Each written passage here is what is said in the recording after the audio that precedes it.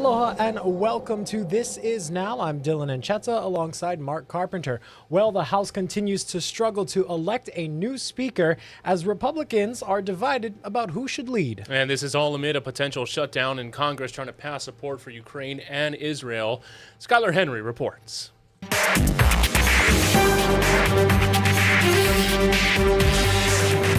The House held another round of voting to elect a new speaker, and Jim Jordan lost some support among House Republicans. Buchanan. Donalds.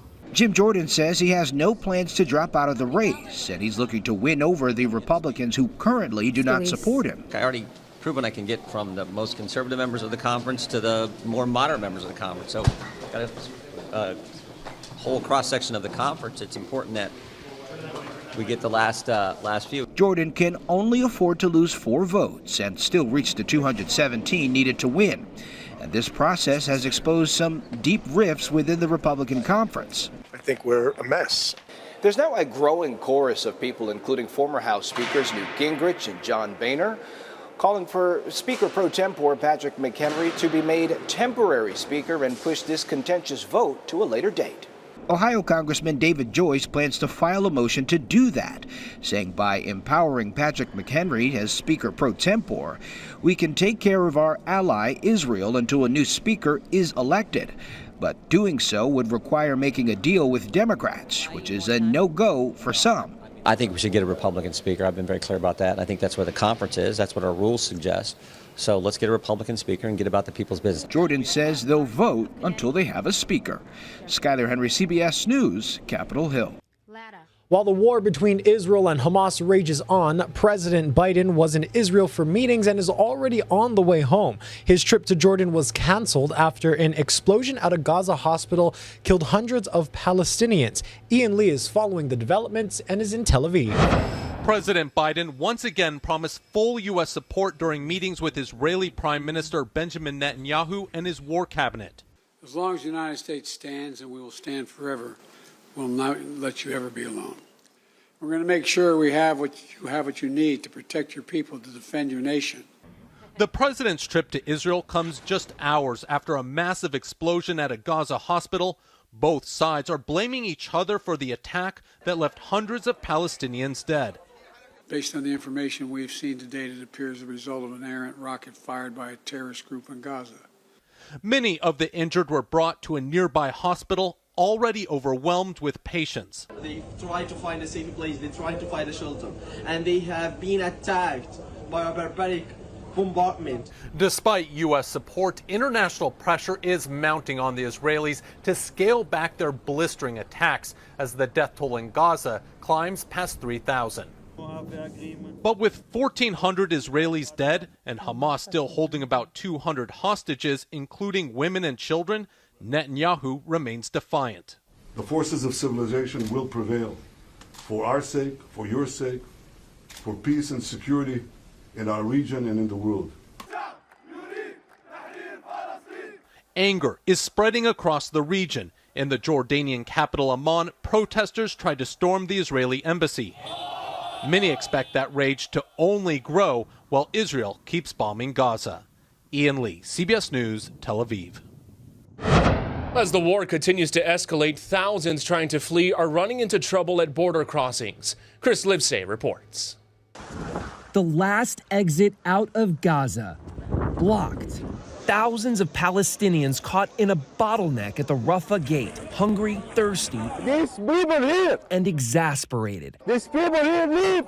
It's not life. Among them, up to 60 U.S. passport holders, according to the State Department, like Susan Basiso from Utah. I feel like I'm betraying my family and my friends. I'm leaving them behind. I don't know what's going to happen to them. I don't know if they're going to be okay.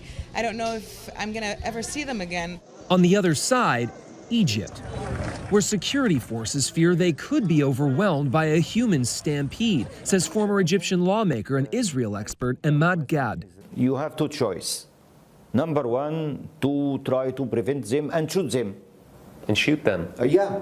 In order to prevent them, you must to use arms. Could Egypt do that? No. This is one choice. I think it's impossible. The second choice that Egypt can allow for them to enter for a temporary time. But then there's no guarantee. There is no guarantee according to historical experience. He points to the millions of Palestinians living in Syria, Lebanon, and Jordan for decades, temporary camps turned permanent. Egypt must also brace for potential violent extremists among the refugees crossing its border. This after Egypt in recent years waged war in the Sinai Peninsula with its own jihadist insurgency, linked to Hamas and right at the Gaza border. A border with a vast network of tunnels used by Hamas to feed its deadly arsenal. There's little to stop terrorists from blending in with civilians entering Egypt, he warns. The Egyptian will be afraid from this scenario. That's why Egypt doesn't open the Rafah gate to pass the Palestinians. Despite Egypt and Israel fighting repeated wars in the last century, the two countries now enjoy normalized relations. Egypt has even served as a peacemaker between Israel and Hamas in recent conflicts. For now, there is a plan underway to allow some Gazans with foreign passports to go out in exchange for foreign aid to come in, like these trucks idling in Egypt. But as Israel and its neighbors work out the terms, Israeli strikes targeting Hamas continue, including here at the border with Egypt, killing civilians in the crossfire. But there's still a chance that gate will open. Egypt is enduring a massive economic crisis and is under mounting pressure to accept financial incentives, perhaps with the United States, in order to reach a deal. The president of Egypt is speaking by phone with President Biden later today. Chris Livesay, CBS News, Cairo. Back here at home, Oahu firefighters spent hours last night battling a wildfire in Kapolei. It was near the Kamakana Ali'i shopping center. It started just before 7:30 last night. We're told about 4 acres burned, but no structures were threatened. The incident was declared closed at around 10:30. And in Eva Beach, HFD was able to put out a 2-alarm fire at a home. Firefighters were called out to the Papipi Street home at around 5 p.m. yesterday. They were able to get it under control in about 10 minutes. A resident in the home was hurt while he was trying to put out the fire prior to HFD's arrival. EMS treated him at the scene.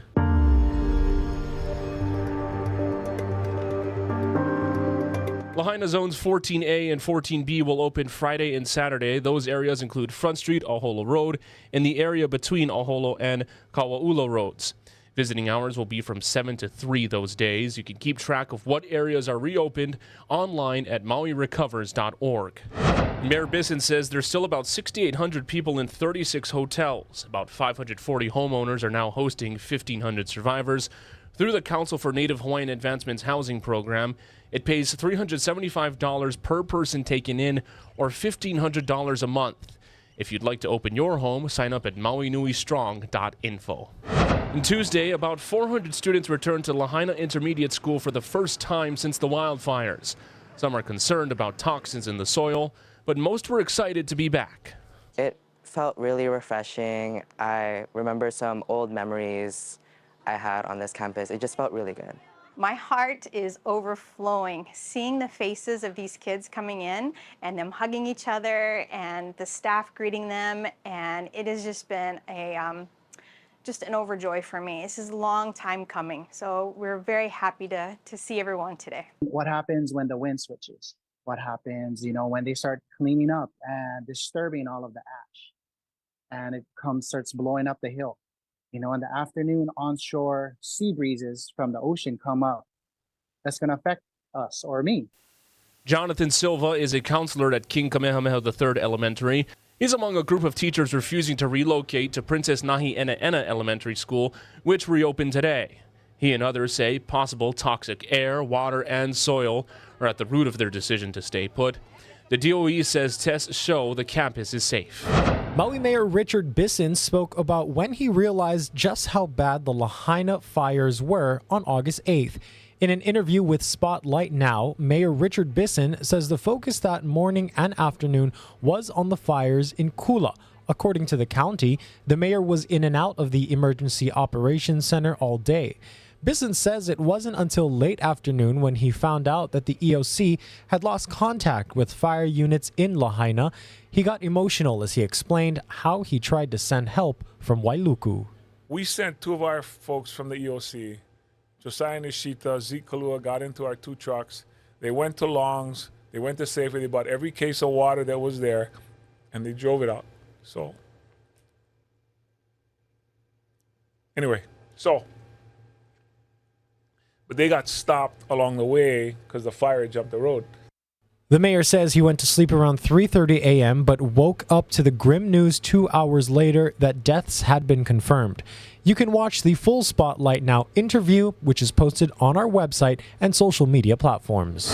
Well, the historic settlement of the Hawaiian Homes Weightless case, which involved thousands of beneficiaries and millions of dollars, has been stalled by the complaint of a single person. Our Daryl Huff explains how the Supreme Court may have to step in and save the massive agreement.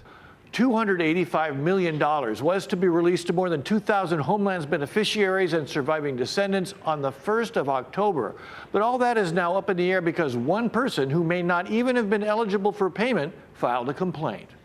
In his letter to the judge overseeing the settlement, Ricky Rivera specifically said he was appealing his rejection for payment and not trying to overturn the settlement. That $328 million agreement was decades in the making, the state agreeing to pay Native Hawaiians who were stuck on the wait list for their cost to rent while waiting for a homestead. The checks were supposed to be in the mail by now.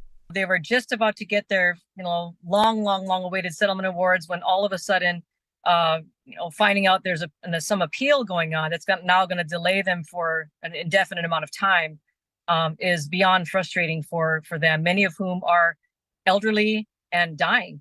In this order, the judge in the case, Lisa Cataldo, seemed to blame the Attorney General for the delay, saying the AG could have agreed that Rivera was not calling for an appeal.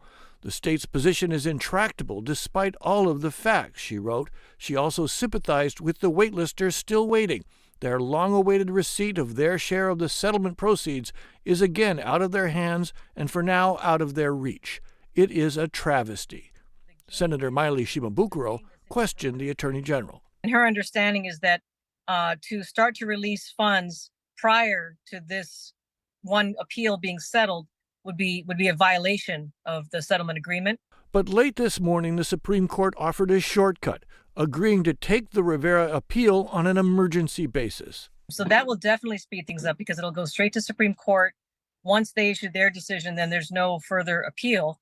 And so that's a good thing. That'll speed things up.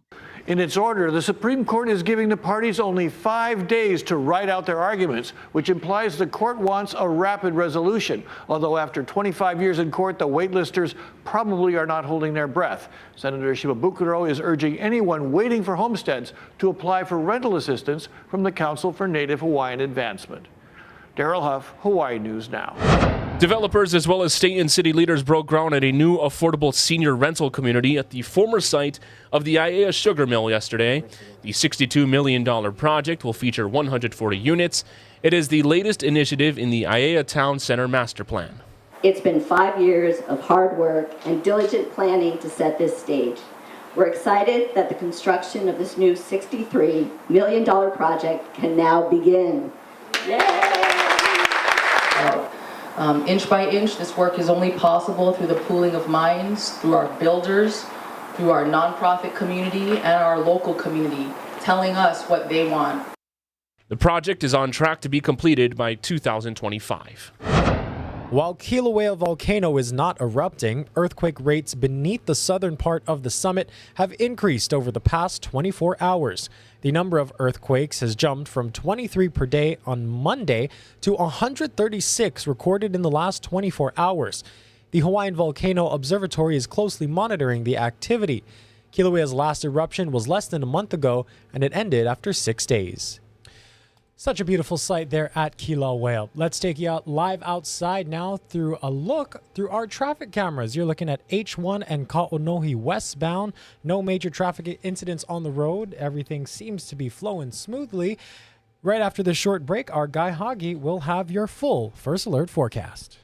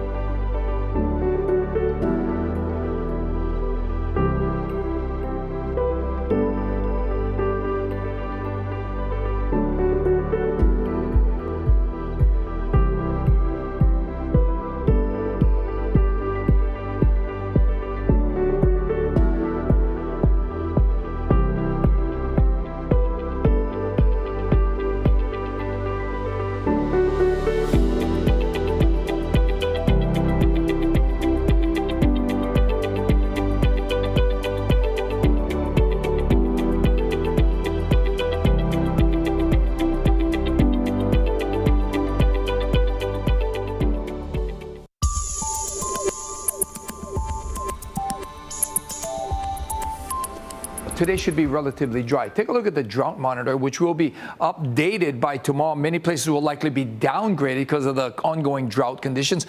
Extreme drought over on the South Point area of Hawaii Island. Otherwise, most of the island is under moderate to severe drought. It's worse off over in Maui with extreme drought for South and West Maui. We've got severe drought on our leeward side, just like Kauai.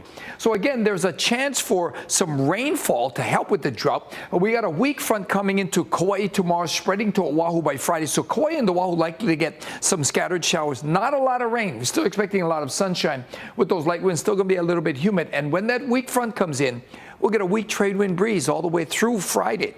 And then variable winds come in. Another front's going to drop in. But that front going to affect the winds first. So fairly dry for the weekend. Maybe some spotty afternoon showers. And then on Monday, that front drops in closer to Kauai and pulls up some moisture through Tuesday. So Monday and Tuesday, we're expecting more clouds, more rainfall, maybe even some heavy spots of rain as well. So heads up on that. Get those umbrellas ready. And if you're hoping for some relief from dry conditions, expect the rain to stay away for a bit longer. NOAA forecasters just released their wet season outlook, and models project large-scale below-average rainfall through the entire wet season.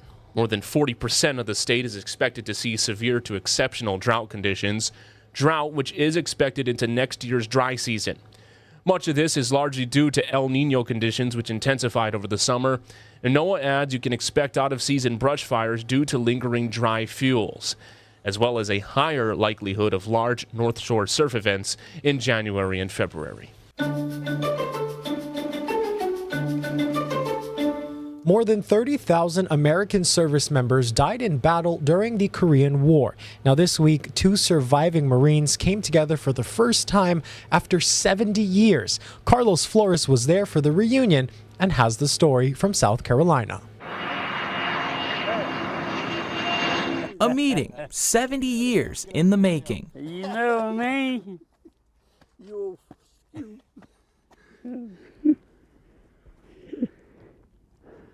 But for 92-year-old Lee Brulette and Harry Hope, it was picking up where they left off. What you got there? Huh? You don't need that, do you?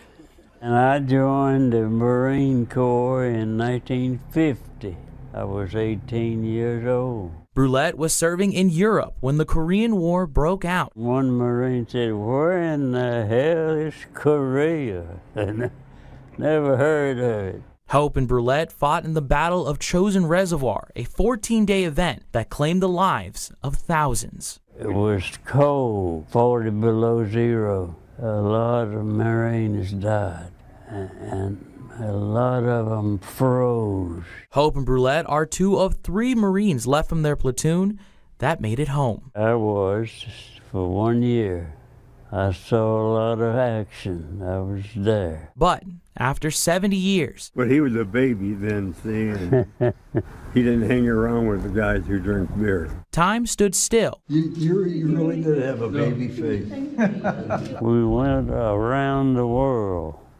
Yes. And I mean around the world. For 2 Marines, friends, and brothers. Simplify. Yeah, simplify. In Lawrence, Carlos Flores, WYFF News 4. Elon Musk says X, formerly known as Twitter, is now testing out a $1 annual subscription charge for some users. There was much talk about this on social media, but now it is actually happening.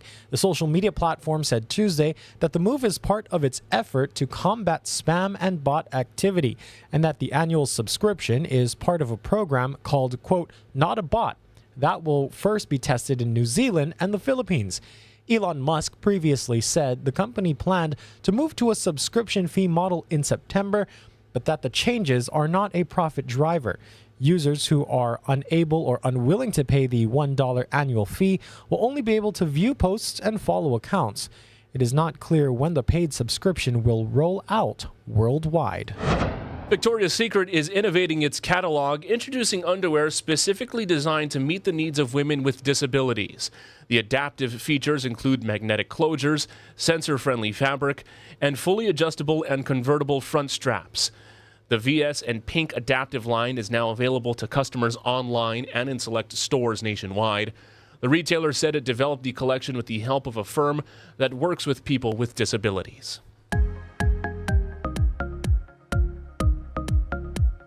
Well, in our good news now today, our Casey Lund is more like Farmer Lund as he checked out Alon Farms. Aloha from Alon Farms. The last 2 weekends to catch the 21st annual Pumpkin Festival here. This weekend, next weekend from 8:30 a.m. to 5 p.m. both Saturday and Sunday. Admission just $5. Now we're going to get to some of the entertainment. We have No Tehere o Tiare and Nahula o Ku'ulelani here with us. We're going to get to their performance in just a moment. Exciting stuff. They're just part of all the fun, all the action you can experience out here at Alon Farms. First, Lisi Heimuli is with me. We've got E.K. Fernandez with some rides for the keiki. We've got pumpkins and lots of them. Yes, so this weekend and next weekend, 8:30 to 5, we're going to be out here at Alon Farms' 21st annual Pumpkin Festival presented by Ho'opili and Metal Gold Hawaii. So come on out and enjoy. I think one of the things that's so awesome about what happens out here at Alon Farms is the educational aspect. Of course, this is a fall festival, it's a pumpkin festival, it's fun, but what you guys do out here is so much more important, especially when it comes to educating young people in Hawaii about where their food can come from and where it does come from. Yeah, so we have our educational tours throughout the weekday. From Tuesday to Fridays, from 8 to 11:30, and that's $12 per person, and it's groups from schools, and we have private groups that'll come out. They'll get a bag, coloring book, a free pumpkin, and a hayride, and learn about sustainability. Yeah, and this weekend and next, so much fun to be had here. The rides, the games, the food, the music, and of course, the entertainment. And without further ado, again, 8:30 a.m., 5 p.m., $5. Kids under 2 are free. Let's enjoy No Tehere o Tiare and Nahula o Ku'ulelani.